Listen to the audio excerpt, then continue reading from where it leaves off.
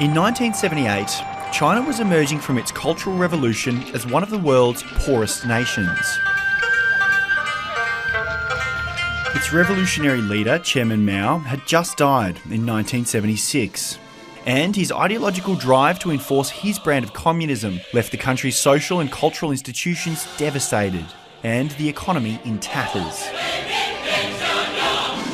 88% of people were living in absolute poverty. China's economy was just 5% of the United States', and its GDP per capita was the equivalent of Zambia's.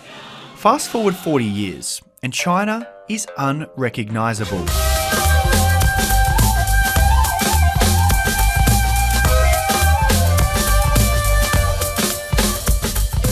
It's the world's second biggest economy, with GDP per capita up 50-fold.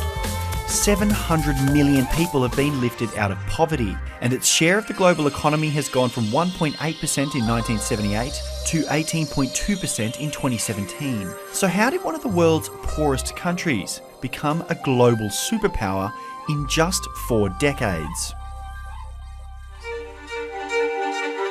The death of Mao Zedong in 1976 brought with it radical changes for the Chinese Communist Party and the nation.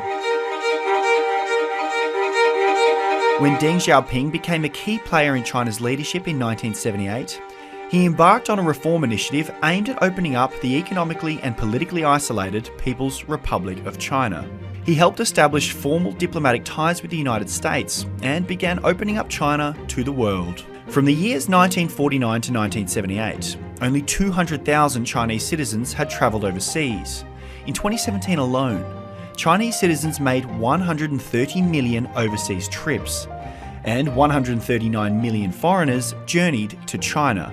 But most importantly, Deng Xiaoping radically shifted China's economy. Its 4-decade-long economic boom was built on embracing capitalism and encouraging private business, in stark contrast to the poorly managed state-run enterprises led by Mao. As multinational companies flocked to China, it quickly became the world's manufacturing hub, and growth became and still remains the Chinese Communist Party's #1 priority. Deng Xiaoping changed the face of China forever.